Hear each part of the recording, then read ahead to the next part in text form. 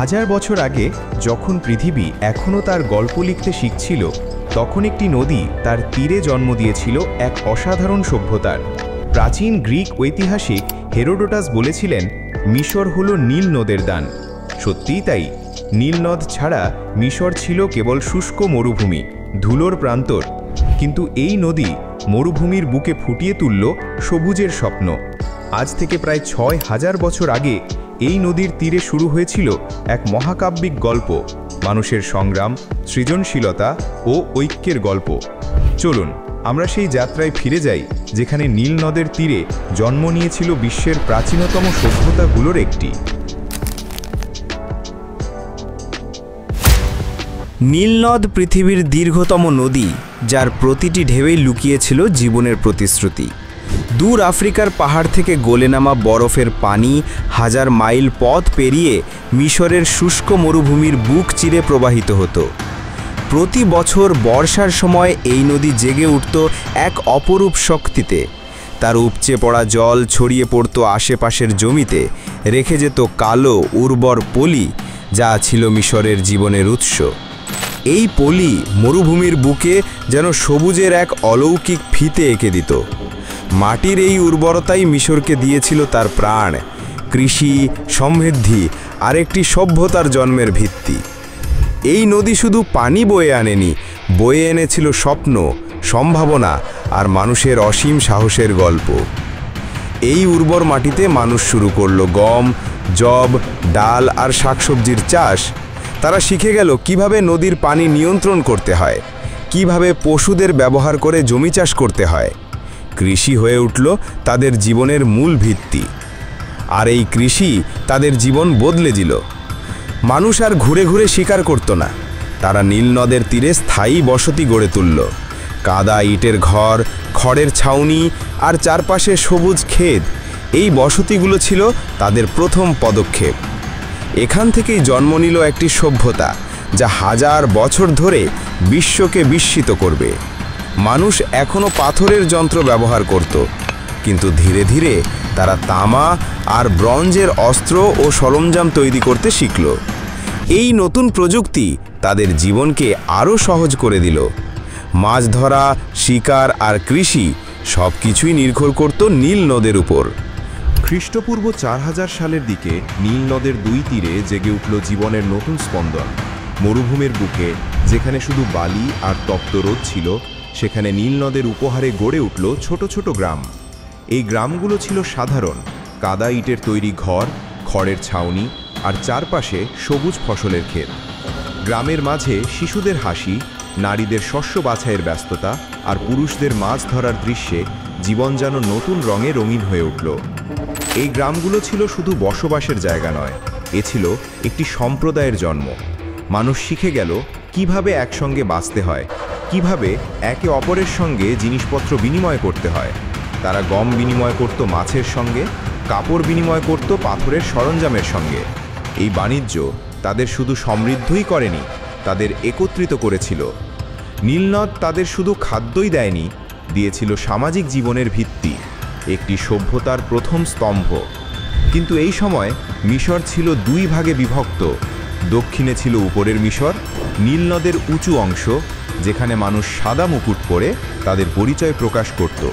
আর উত্তরে ছিল নিচের মিশর, নীল নদের ডেল্টা অঞ্চল, যেখানে লাল মুকুট ছিল তাদের গর্বের প্রতীক। এই দুই অঞ্চলের সংস্কৃতি ছিল ভিন্ন, তাদের রীতিনীতি ছিল আলাদা, এমনকি তাদের জীবনযাত্রাও ছিল একে অপরের থেকে পৃথক। তবুও এই বিভক্তি চিরকালের জন্য ছিল না। নীল নদের তীরে জন্ম নেওয়া এই গ্রামগুলোর মানুষের মধ্যে একটি স্বপ্ন জেগে উঠছিল, ঐক্যের স্বপ্ন। একজন শাসক এসেছিলেন, যিনি এই দুই মিশরকে একত্রিত করবেন, একটি জাতির জন্ম দেবেন। তার নাম ছিল নারমার। মিশরীয়দের কাছে ফারাও কেবল একজন রাজা ছিলেন না, তিনি ছিলেন দেবতার প্রতিনিধি, এক অলৌকিক সত্তা, যিনি পৃথিবী ও আকাশের মাঝে সেতু বন্ধন রচনা করতেন। ফারাও শুধু দেশ শাসন করতেন না, তিনি দেবতাদের সঙ্গে সরাসরি কথা বলতেন, জীবন ও মৃত্যুর মাঝে এক অদৃশ্য পথ তৈরি করতেন। তিনি ছিলেন মিশরের প্রাণ, তার মানুষের বিশ্বাসের কেন্দ্র। খ্রিস্টপূর্ব ৩১০০ সালের দিকে নীল নদের তীরে এলেন এক অসাধারণ শাসক, নারমার, যিনি মেনেস নামেও ইতিহাসে অমর। তিনি ছিলেন উপরের মিশরের রাজা, একজন যোদ্ধা যার দৃষ্টিতে জ্বলছিল ঐক্যের স্বপ্ন। ইতিহাস বলে নারমার একত্রীকরণ যুদ্ধে নিচের মিশর জয় করেছিলেন। তিনি দুই ভিন্ন অঞ্চল, দুই ভিন্ন সংস্কৃতি, দুই ভিন্ন পরিচয়কে একত্রিত করে দিলেন। এই ঐক্য ছিল মিশরীয় সভ্যতার প্রথম মহান পদক্ষেপ, একটি জাতির জন্মের সূচনা। নারমারের এই বিজয়ের সবচেয়ে বড় সাক্ষ্য হল নারমার প্যালেট, একটি পাথরের ফলক যা ইতিহাসের প্রথম দলিলগুলোর একটি। এই প্যালেটে খোদাই করা আছে নারমারের অমর গল্প। এক পাশে তিনি শত্রুকে পরাজিত করছেন, তার শক্তি ও প্রতাপ প্রকাশ করছেন, আর অন্য পাশে তিনি দুই মিশরের প্রতীক সাদা ও লাল মুকুট একত্রিত করছেন। এই প্যালেট কেবল একটি শিল্পকর্ম নয়, এটি একটি জাতির জন্মের ঘোষণা, একটি সভ্যতার প্রথম পদচিহ্ন।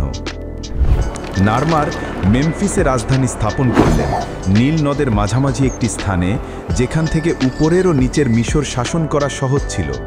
এই শহর হয়ে উঠল মিশরের হৃৎপিণ্ড। এখান থেকে গড়ে উঠল একটি শক্তিশালী প্রশাসনিক ব্যবস্থা। লেখকরা রেকর্ড রাখত, কর সংগ্রাহকরা দেশের সম্পদ সংগ্রহ করত, আর সৈন্যরা মিশরের সীমানা রক্ষা করত। কিন্তু সবচেয়ে গুরুত্বপূর্ণ ছিল হায়ারোগ্লিফিক লিপির জন্ম। মিশরীয়রা ছবি আঁকতে আঁকতেই লিখতে শিখল। এই লিপি ছিল তাদের ইতিহাস, সংস্কৃতি আর বিশ্বাসের প্রথম রেকর্ড।